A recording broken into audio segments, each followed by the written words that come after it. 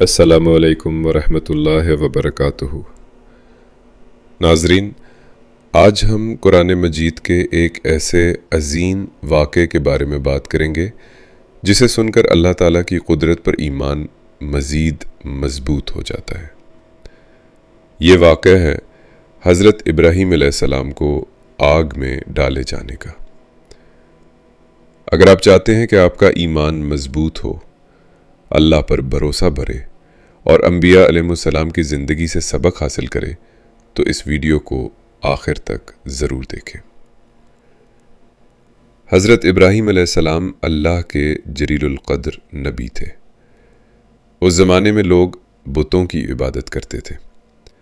حضرت ابراہیم علیہ السلام نے اپنی قوم کو سمجھایا کہ صرف ایک اللہ ہی عبادت کے لائق ہے، لیکن قوم نے ان کی بات قبول کرنے کے بجائے مخالفت شروع کر دی۔ ایک دن حضرت ابراہیم علیہ السلام نے اللہ کے حکم سے بتوں کو توڑ دیا اور صرف بڑا بت چھوڑ دیا تاکہ قوم سوچے کہ یہ بت خود اپنی حفاظت بھی نہیں کر سکتے۔ جب لوگ واپس آئے تو بہت غصے میں آ گئے۔ انہوں نے حضرت ابراہیم علیہ السلام سے پوچھا کہ یہ کس نے کیا؟ حضرت ابراہیم علیہ السلام نے حکمت کے ساتھ فرمایا کہ اگر یہ بت بول سکتے ہیں تو بڑے بت سے پوچھ لو۔ قوم کے پاس کوئی جواب نہ تھا، مگر انہوں نے حق قبول کرنے کے بجائے ظلم کا راستہ اختیار کیا۔ انہوں نے فیصلہ کیا کہ حضرت ابراہیم علیہ السلام کو ایک بہت بڑی آگ میں جلایا جائے۔ کئی دنوں تک لکڑیاں جمع کی گئیں۔ آگ اتنی شدید تھی کہ کوئی اس کے قریب بھی نہیں جا سکتا تھا۔ آخرکار ایک منجنیق کے ذریعے حضرت ابراہیم علیہ السلام کو آگ میں پھینک دیا گیا۔ اسی وقت اللہ تعالیٰ نے اپنی قدرت کا ایسا معجزہ دکھایا جو قیامت تک یاد رکھا جائے گا۔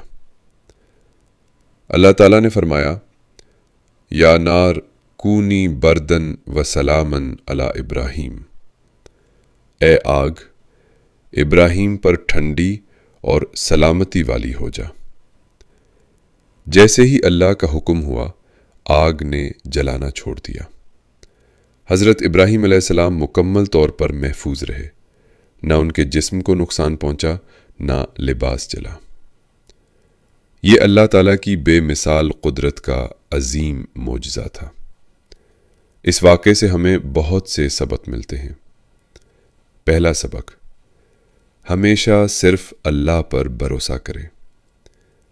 دوسرا سبق، حق بات کہنے سے نہ ڈریں۔